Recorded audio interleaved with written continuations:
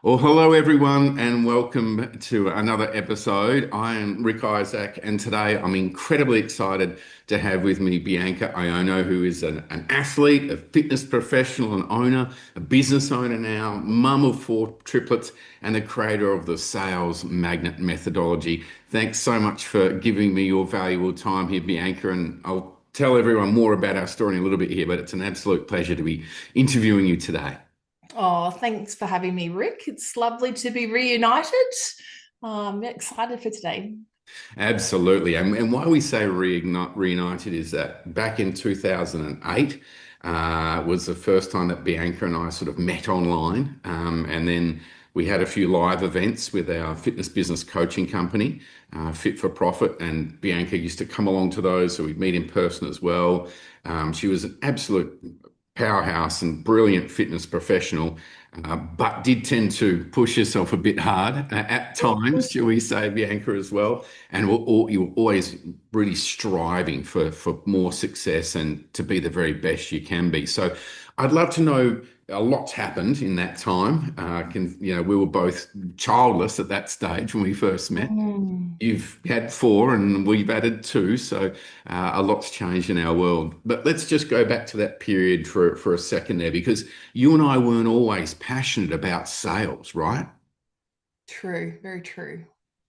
Tell us how your initial stages of going from not being a huge, not believer, but not wanting to come across as unethical or be pushy or all of those sorts of things. Oh, yeah, Tell us yeah. a bit about that. Yeah, so I think I remember standing up in one of your live events and asking you and quizzing you about your sales methodology because I'd come from a gym membership sort of sales background and I'd really been pushed and to the point where we used to have to run, like I would run next to people in the park and sign them up to a $300 boot camp. And I actually really loved people paying me. I really loved people giving me money for just like ordering them around and doing burpees. But when I realized that that people like putting somebody through a 4 week boot camp that kind of is like, the biggest loser squashed into 4 weeks wasn't really the premise for a sustainable business. And so then the quest of, trying to get more members and standing outside of Woolworths and, just constantly sort of selling your soul for a buck, that was what really burnt me out. And, I just was really sick and tired of I guess it's that way of when you've got something really good to offer the world and you've got that push of you're not really feeling rewarded, you're not really feeling like your income is matching the effort that you're putting out. But I feel like the help that you gave me, it was super revolutionary because now it was charging high ticket, it was doing it in a really easeful way. And I got so good. I got so good at that process that I could really shift people even in the conversation. And so a lot of times people would have tears and they'd feel really like they'd say, wow, you're the real deal. And like I was able to be all of myself in that. And then probably the issue that I ran up to was I became too passionate about selling and I became too good at selling. It was kind of like giving somebody 1,000cc motorbike and just being like, off you go. And yeah, I think it's been that thing of, with great power comes great responsibility. Yeah, well said. And look at a couple of things you mentioned there that you're able to be your true self. I mean, that's what a lot of people I think misinterpret the sales process, don't they? Because they do have associations with hard sell and having to be pushy, and whereas you then and even more so now, it's so genuine in terms of what you do, and you always keeping their best interests at heart, which isn't always agreeing with them. Sometimes it's being really honest and actually having genuine conversations, but it's done in a way which really shows how much you care, and it doesn't have to be inauthentic or lacking integrity. So let's sort of skip forward, if you don't mind, to more recent times. You created the sales magnet methodology, and now you work with people who typically in health and wellness, and even more so in your niche within that bigger niche, they really struggle with not only asking for money, but also asking for enough money. They tend to undercharge and undervalue themselves. So, how do you now help people to make that mindset shift and use your methodology so that they can be an authentic salesperson and fall in love with it like you did? Do you know, I actually work with people on both ends of a spectrum, and it's some people who are incredible at selling, but they've fragmented too many parts of themselves along the way. So they've often burnt out. They're brilliant, but they're selling in a way that asks them to contort or asks them to sacrifice something that's really important to them along the way, and then they've built a beautiful prison. You know, they've got golden handcuffs to their Mm, way of doing business. I also help the people who have been so, I guess, stuck at a certain level of income where they have been trying to use the traditional sales methodology and seen, you know, the sleazy salesman or just all the sort of the bro marketers types of ways. And it's not just men, it's women as well selling in this, I guess it's a toxic masculinity way. mm, Um, and being like, well, I don't want to do that. So therefore, I can't create the impact that I want. And I can't create the business of my dreams. And it can be a little bit confusing because I'll have a conversation with a marketing person. They're like, those are two different people. And my contention is it's still that split between spirit and strategy, between success that nourishes you and success that depletes you. And so when I actually got qualified in this emotional clearing methodology, which it overlays NLP, timeline therapy, kinesiology, Chinese medicine, it actually helps me help every person create a sales process that's authentic to them. So that's why it has such a great success ratio because nobody has to pretend to be anything else than they already are. But also, it helps you tap into that effortless genius, which is the thing that you always do that people transform in your presence. And you go, is that even a thing? What? How, do I get to be paid to do that thing that people always tell me I do and I don't even think it's hard for me? And so that's what I talk about, the difference between safe money, which is the money that, yeah, you can, like, I can be a fitness babysitter and count how many reps that you're doing with your lunges, or I can help you completely shift the way that you relate to yourself or relate to your food intake or your exercise. So it's really safe money is the thing that people will pay you for and you'll do, but it comes through your effort. And it's quite transactional. Whereas soul currency is the thing that comes through, that flows through, the transformation comes of through you instead of you. And yeah, it really lights you up and energizes you as much as it transforms the other person. And so that's where real transformational outcome happens. And you can charge a lot because it shifts people. It's like you position your medicine where just a drop, like a homeopathic drop of it, is enough to change that person's complete world. And that's why it's worth so much. yeah, yeah, well said. I mean, absolutely. So let's dive into that a little bit more. So there's a few things you mentioned there, and I love that safe money and soul currency. That makes a lot of sense. So you're talking about a fundamental belief or understanding or way of being in the world that you have to shift first. And the reason I'm clarifying that is because I mean we've all seen scripts, right? I'm sure every person listening to this has seen sales scripts, and some are good, some are bad, some are in between. But what you've just talked about there is actually finding the process that is going to suit that individual. It's not a one size fits all. Is that what I'm hearing you say? Yeah.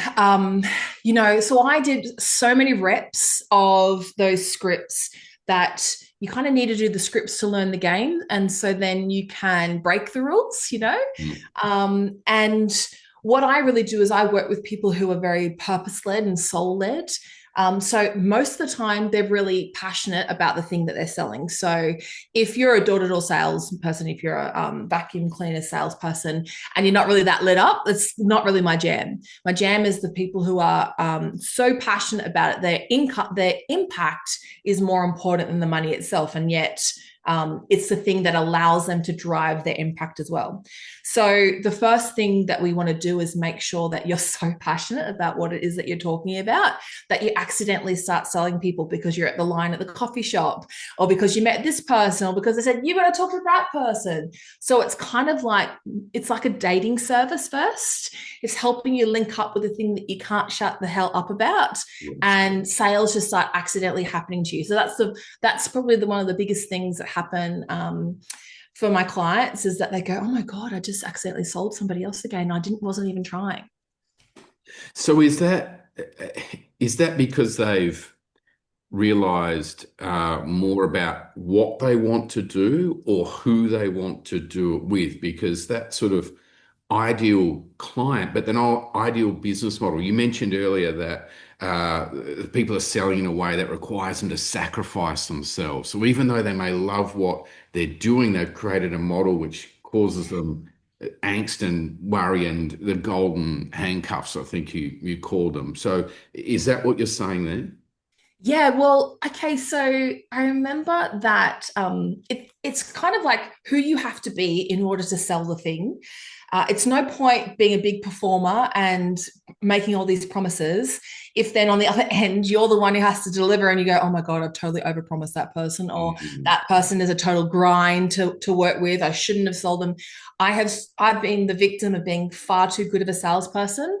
I think even with the system that you showed me, I sold somebody a $20,000 package of personal training, 3 sessions a week for 2 years, because she had 100 kilos to lose. So I was like, okay, well, that's how you do it. You calculate it by the sessions, you lose a kilo a week, without realizing that the root cause of it was actually something emotional for her. Right. So the system, the template, none of those things, they're only ever as powerful as you are connected to your own inner authority of, yeah, who you are being and how you want to show up in the world. What is it that you're really doing? And so a lot of the work is actually constructing the offers so that it's not such a big hard grind, and you are creating an outcome that is so easy for you to create that you don't exhaust yourself and burn out. And that's probably the biggest curse of the overachiever, is that you go, what? I don't have to work hard and sacrifice and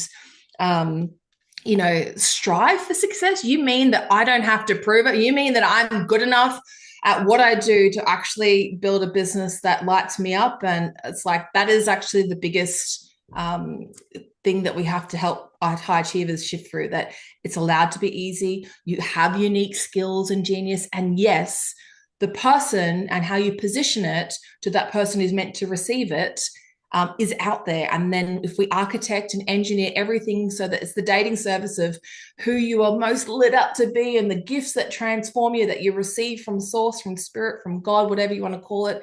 It's the universal law of supply and demand. You're receiving it and you have this urge to give it because somebody out there is in desperate need to receive it from you, and only in the way that you can say it. And it's like you show up in their life where it's kind of like the student, the teacher appears when the student is ready. Mm. So everything we engineer is like, how can I be the teacher for the student who is waiting for me to appear? And so that is actually, it's like as predictable as gravity. Yeah. Yeah, I love it. And there's a few things you mentioned there. I mean, and just sort of going back a step, because I want to unpack this a little bit. So you talked about offers and you talked about that being one of the big things. Because I remember back in the day, running my fitness business, creating eating plans, and it was all customized based on foods they liked, and the hours I spent, Bianca. And I know I'm, preaching to the choir here because you've done it yourself, and we've seen so many others do it in their business models as well. So and that overcoming that challenge, like the word I hate the most, that's a strong term, but the grind, you got to wake up and grind, why should it be? I mean, it's crazy, isn't it, that and one of the things that I do a lot of is talk about, well, let's look at the lifestyle you want first. That's the most important thing, because as we've seen it, so many really successful business owners, whether it's in health and fitness or whether it's in other areas where they've got now staff, they've got either multiple locations, but they're miserable because they've got a business, which your point earlier, it's a prison. So those offers are really critical. What are some of the things that you do early on with your clients when you look at their model and their offers and recognize that it's actually they're playing a losing game? Yes. What I noticed when I was in the fitness industry, I didn't really have a client avatar except for a middle-aged lady who was happy to give me money. That Right. was pretty much my avatar, right? But so when we look at, there's like a psychographic of the person that you can so clearly, deeply see what they're going through. And often it's because you've lived that experience in the past Mm. and traversed it. So that, and I talk about it's like, you've got a mountain that you're climbing, and even though on your quest to the mountain, you can see there's so much further for you to go, so you're not standing on top of the mountain telling everybody you're the guru and you know everything, but you might be on step 6 of the mountain and there's up to 10 is the top. And so people scaling the mountain in your footsteps might be on level step 2, and you can help them from go Sherpa up the mountain from 2 to 3 to 4 any day of the week. You can easily do that. What I use with muscle testing is that there is actually an energetic imprint to that person, and there is a hero's journey that they go through. There's a pain island, there's a pleasure island. There are 3 specific bridges that heroes obstacles that they have to go through, and that actually has we create an offer around that person's emotional energetic signature. So the part about those, there's a little bit of karma in there because you don't really want to go down and constantly be reworking old version of you, because it kind of like it can trigger you, it can kind of like feel exhausting, and you always want to keep growing. And so what I also found is that there's people who are out there in the world who have got a completely different worldview, and they're climbing their own mountain to mastery, and they're empowered in their own right. And you're here on your mountain, and then you can actually see their blind spots that they can't see. So you might just be like, hey, pick, like you can pick your shoes up or your backpack's falling off. And they're like, thanks so much.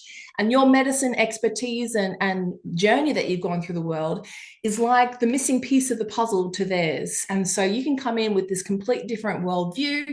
And I guess it's like, for that version, it's kind of like a butterfly that flaps its wings on one side of the world and creates a tsunami wave of effect in another part of the world. And that's often your joint venture alliances, big contracts that happen, really high level, high net worth individuals. And so that also has an energetic signature. So the ones coming up behind you, this is like, it's often like a collective consciousness pull that you're destined to add and contribute. Like even this conversation we're having right now about not giving up yourself in the quest for success and not externalizing your power, and remembering to what's important to you first. That's a level of collective conditioning. And so there are light workers and beacons of light that are all out there throughout the world, and people who have a similar message and pathway to me come to me, and they just have a whole bunch of different niches and industries, and I get to help them with that. So did that answer? It's a Yeah. big conceptual there. Oh, no, I think it absolutely did. So really helping to understand who they want to work with, which is a critical piece of creating those offers, which is then going to set them up for business success as well as lifestyle success. So they're not having Yeah, to sacrifice yeah. one or the others. Yeah, that makes a ton of sense. Um, and you talked about lots of things, and this 5 hours long. It won't be, folks. But, it's so fascinating for me because when you see people in our journey as coaches and guides, then we see people grow and develop, and then they can see things that they were never able to see before. And I wanted to just come back to things you said a couple of times there, the worth and the value. So a lot of people will either undercharge full stop, or they will undercharge because they add so much additional value in, to your point earlier, that they just exhaust themselves in the delivery and there is no margin there. So factoring that in for people, that's often a really difficult one for people to get their head around, especially when we're challenging to ask more than maybe they've ever done before. And some people have got some issues around asking for money as well. So is that part of that clearing that emotional pathway you talked about earlier, is to release some of that conditioning or societal influence or whatever you want to call it, and Yeah. even Yeah. Yeah, 100%. Yeah. So um, it's a somatic balancing method. So we bypass the conscious mind using the kinesiology and we match it to these maladaptive beliefs.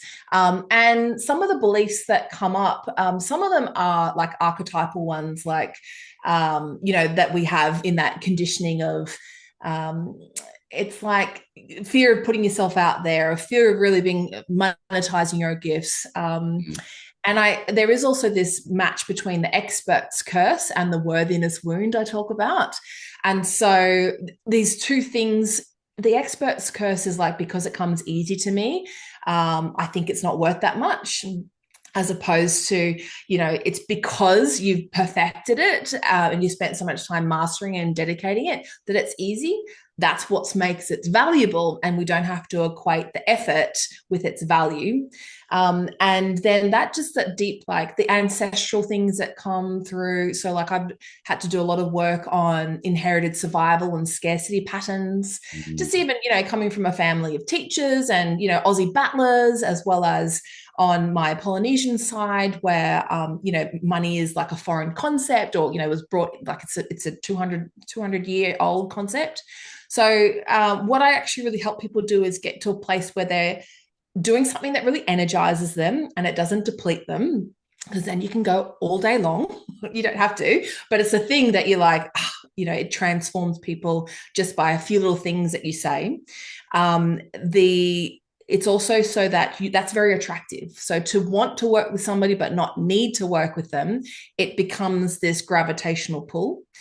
And to stand up and be like, yeah, I've got this answer, and yeah, I've got this promise, that there's tall poppy syndrome, there's a whole bunch of things that, there's the witch wound that people have, been sacrificed for so many years about having healing gifts. That's all there. So we work through and clear all those beliefs from all those different layers, as well as do the reps. The reps to put yourself out there and own your value in a very clear and compelling way, as well as step into your authority and claim that authority. It's like, yeah, I was like, I've done something like 6,000 more sales conversations. I've done like 10,000 plus coaching. And I'm like, wow, I really do know myself, And it's just that process of going, of owning that expertise. And I remember years ago, when I was in the fitness industry, and one of the guys he'd really transformed this young kid, from being, one of those like 60-pound weaklings, or whatever they call it, 60-kilo weaklings. right. And he was tall and strong and dapper and had these shoulders, and he was so confident. And it was, having, like, he had a girlfriend, he was going out, and going out, clubbing. And I'd seen this kid go from a bit of a geek to being a total stud. And the personal trainer who'd given everything to him, he's like, oh, I'm just charging $35 for a half an hour session. And I can't figure out, like, do I do it $37.50? Do I do it $40?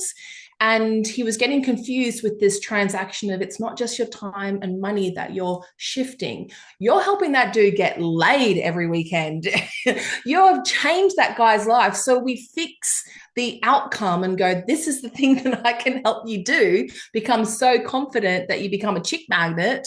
And then we attach the offer and the outcomes to the end of your process and see the life-changing transformation. And when you're used to stepping back into humility and Mm. downplaying and being self-deprecating, it's really easy to go, but I can't promise that, but I can't charge for that. That just happens through me. But if you're struggling to fulfill your sacred mission out in the world because you don't have the resources, if you're supporting your clients more than your business is supporting you, then I kind of call bullshit. I call bullshit on, if more resources, more income would help you live in a body that was more regulated, that was less stressful, would help you be of better service to yourself and to your family. Because why should your business get the best of you and your family get the rest of you?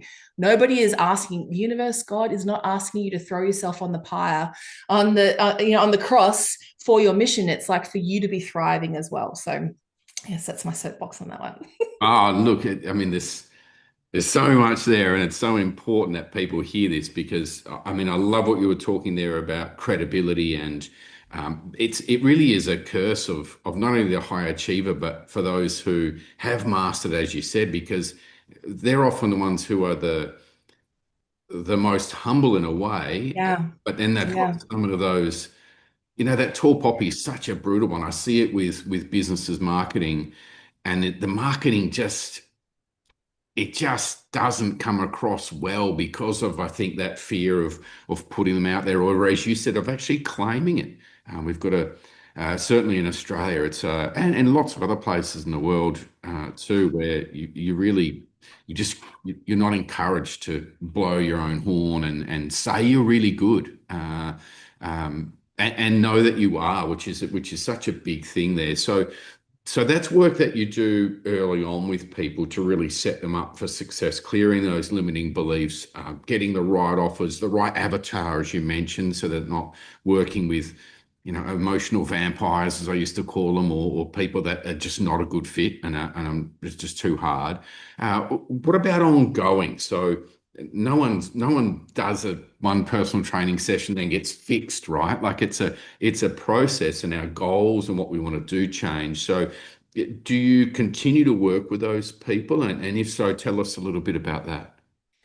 So, I was thinking about how you like to reverse engineer and create what's the lifestyle style first. And I realized the part that was missing for me when I was younger is I just saw all the shiny lights, and I was like, oh, what do I want? I want a ute. I want a this. I want a that. And I never really actually understood like the concept be do have shifted my life completely, because I didn't realize that my identity, like who I was being, was impacting the quality of the actions I was doing and then the experience I was having. So this work that you do on the, if you think of the ripple effect of like, I talk about 4 concentric circles. So the inner part is the who you are being. The next circle is how you are feeling and how you're being in the world, and then what you do and the experience that you have. And most people look externally and they try to reverse engineer. Oh, I want the $1 million mansion. So what do I need to do in order to get that $1 million mansion? But you're not actually at cause. You're not actually shifting from that identity level. So the blueprints that I give people right at the start, it's funny. Sometimes people are just like, "Whoa, what the hell was that?" Because I'm channeling a whole bunch of like Akashic records. There's a whole bunch of stuff happening. People are like, "Are you psychic?" I think everybody's psychic, but it brings up a very specific mission, and it has such clarity. And I mean, with AI, we can put it into even more concise clarity, and be very compelling. But what happens after that is it's kind of like a 12-month journey to actually step in and make that your new normal. Mm. So yeah, you clear it once, and then now you're at a new level. Now you're like, hey, I have these amazing gifts, or I have this new offer, or I have this new experience, and I want to help people. And you're constantly evolving. So it's that evolutionary process to embody it, so that it's like, yeah, it's a no-brainer. Of course, I can change your life. Yes, and it's $30,000, and you will think that's a cheap deal, right? To get to that point Yeah. where it's like, of course, it's a no-brainer. Like, it's really sweet. I have the privilege of having people who are very successful and have had that mask up, and they get on a sales conversation with me, and they sort of pour their heart out, and I know I can shift it for them because of all the experience, all the depths that I've been to, as well as the trampoline of the heights that I've been to and I've experienced. And that level of embodiment, of just the certainty, of just the conviction of being like, yeah, I know I can help you. Because it's something about it's encoded in your journey to where you've got to today. That's where I architect it to everything. It's like when I first started personal training, I got fired from my first three jobs, trying to sell muffins, sell clothes, and I don't know, sell bread. And then I failed three different first semesters at uni. And then, but I'd already been to the Youth Olympics. I was like a champion swimmer, a champion javelin thrower. Like I wasn't lazy. I just hadn't found what lit me up. And so Mm. then I went to personal training, and it was just like on the forefront of it happening. And I was like, you're going to give me money and you're going to do the burpees. I was like, what the hell is this thing? And so all my buddies at like volleyball and stuff, I used to go, look at all this cash I'm making. And all I'm doing is the warm up drills that we have to do. And they were so jealous and envious. But I went to, like, thought I was so great after, many years in the fitness industry. I was like, I can do real estate sales. I can do sales anywhere. And I went into real estate for a little while, and it was like leading the lamb to the slaughter. I didn't realize that the authority that I had, like I had a literal body of evidence in fitness. People could tell by the way I walked into a room that I knew what I was talking about, by the way I picked up a weight bar and threw it around. But I went into real estate and they just knew that I was like right for the taking. And it was awful. I lasted 6 months. And so that level of embodied experience of being like, yeah, this is the thing that I do and I do it really easily and it's worth this much. That just takes a while to move into it. And that's, really, really, I feel I have a real privilege of seeing people grow into their potential in that way of the thing that they've always done that's really easy for them to do. Mm.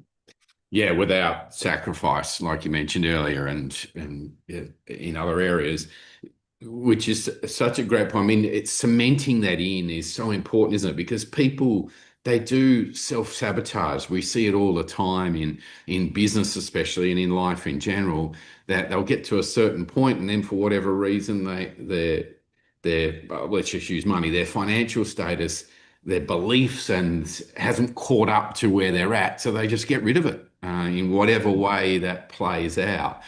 So I think that work is massively important, and the continuation, like you said, that 12 months, so that they don't go back. And it's not sort of because that can be really dangerous, can't it? When you've got a little bit of belief and understanding, so that you start to take action, but then if it's not really 100%, you don't know it, then it is easy then to drift back. So yeah, I think that's a critical piece in things, and it's such a yeah, it's so important. It's yeah. I mean, using fitness as a good analogy. It's not going to get fixed in a session, or that's not how it works. You mentioned earlier as well that helping people to change lives, and I think that's something we all talk about in the sort of broader wellness space. But I don't know that everyone really gets it because, to your point, that it has come easy for them in a way.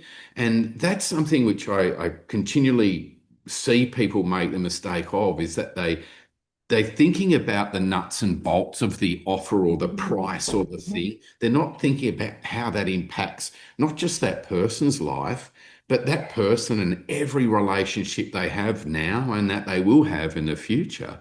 And it really is priceless. So that must be incredibly rewarding, but also just a game changer for people to just really believe that and know it, not just theoretical, it's on paper, but in their heart, they really believe the value that they're charging. I mean, that in itself must be just a chalk and cheese for people, day and night for people who've been trying to grow their business, right? Yeah, and I think that's also the journey that I had. So as I grew out of my, built up my fitness business and then burnt it down because I had those same success saboteurs. I remember every Thursday I used to pay my bills. I was making so much money, way more like money generationally that we were used to accepting. Like I didn't have any like reference points of how much money I was making. And so the only way I felt worthy of that money was to give it away. And I'd pay all the bills. I'd be like, see? I was a good girl. I paid all my bills, until it's like, oh, there's nothing left and I've got no energy to keep going. Um, and I think it's that part of the overall, the journey that I went into where I started going, how can I just be me, rock up and be fabulous and shift people's lives because of that. And the fitness personal training, it had its own confines because I didn't want to be a babysitter. I didn't want to be a fitness babysitter. I wanted to help people shift from that root cause. And I started finding working with people who are high level entrepreneurs. And one of the clients that I worked with at that time, and by the way, this work that I ended up doing was, I guess now looking back, it was a lot of shadow work. So it was all the things of really going into the scary things of what would happen. Like if all your hopes and dreams, that striving you were talking about, I was doing. And so being so hard on yourself, like, what if you just owned and accept that you're going to fail and you're a fraud and that you're a liar and that you're a con man, and like go into all those places and kind of find your peace with it, and being realizing that, oh, I actually can't be all things to all people. And I sort of say there are three types of people in this world: people who love you and people who hate you and people who won't give a shit about you. So you might as well be yourself and help people figure out which group they find themselves in. Yeah. Well, and that's a great point because that comes back to authenticity. Not, and I'm moving a little bit away from sales, I guess, but we can't make sales if you've got no one to make a sale to. So the marketing, however, whatever you want to call it, whether it's a conversation, a coffee shop, whether it's Facebook ads and Instagram ads or whatever it might be, but that only works when you're applying who you are to that ideal client who is going to love what you offer, isn't it? So sometimes Yeah. people can get stuck with that. Uh, yeah, which is a killer because Well, it's everything. well, yeah, I started just sort of talking about that and stumbling across people who were just like, it was a lady who was presenting, and I was I was getting help with my messaging, and she turned around, she was like, "What? Like that's revolutionary." Something that just seemed really plain and ordinary to me. And I ended up working with her, and I helped her lose 30 kilos over 2 years. And she actually built her business up from like turning over 250K into 1 million in that time. And I was like, wow, I can't believe that's what you created and that's what you did. And she was like, well, the emotional work that you're doing helped me, look into those self-sabotaging behaviors, find out it's kind of like be careful what you wish for. If you get all your dreams, you know, like yeah, be careful of that. Like we actually explored all those parts. And she said, I think I was going to make 7 figures regardless, but it was the skills that you gave me at the other end meant that I didn't want to burn it down. I built it to my qualities and my values. Right. So yeah, it's like looking at the life-changing transformation. And I think a lot of the humility that happens is nobody joins the gap. And I'm not saying that I will help you lose 30 kilos. I didn't get that client by saying, I'll help you lose 30 kilos and make $1 million in your business. But I think it was something like help you feel successful in every area of your life. And just claiming that result, that is the thing that that she created. And so, yeah, finding a way to own that authority, speak about it in a clear and compelling way. Yeah, the sales scripting and techniques is like a fraction of the work that I do. Um, and probably the biggest one that comes up is just the tension. I talk about visionary selling a lot and about just holding the vision of what's possible on the other side of when you clear those blocks, and just having enough mm, tough love to not let people hold themselves back from what's possible. That's probably been it's like letting go of that tension between where they are and where they want to be, and being that person who advocates for their transformation without pushing them into it.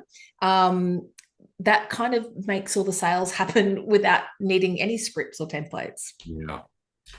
Yeah, look, it's a wonderful thing because then they go out and help so many more people, and then it does create that ripple effect, and it then affects hundreds of thousands of people right across not only Australia but internationally as well, right? And gee, doesn't the world need it right now? Yeah, for People sure. doing incredible things. Well, look, I'd love to keep talking for hours. I know both of us could, but I know we're coming to the end here. So look, I know there'll be some people listening to this mind blown and thinking that was amazing. What can I do? How can I get in touch with Bianca and those sorts of things? So, where should they go to reach out to you, Bianca? Well, if you go to biancaA.com/method, you can actually get the blueprint where I show you the three main pillars that help you make more money being more of yourself. And that's really that recipe of how to sell 5K to 50K plus offers by rewiring your beliefs through your body and your sales patterns. There's also an emotional clearing on the other side of that. So you can even experience what that feels like too. And that's one of the number one biggest block that I have when experts come to me. I actually clear that in real time. It was good fun. I didn't know that's what was going to happen, but yeah, it's been getting really good results as well. Oh, brilliant. Well, look, do yourself a favor if you're not where you want to be and you're not successful in all areas of your life, then yeah, reach out to Bianca. Look, it's been an absolute pleasure to speak with you today. It's been amazing and a privilege for me to have been a very, very small part of your journey way back in 2008, 9, and then to see what you've been able to do since then and the lives that you've helped. So thank you so much for your time today, Bianca. Really appreciate it, and looking forward to seeing you have continued impact as the days, weeks, and years go on. Thanks, Rick. Thanks for having me. Cheers.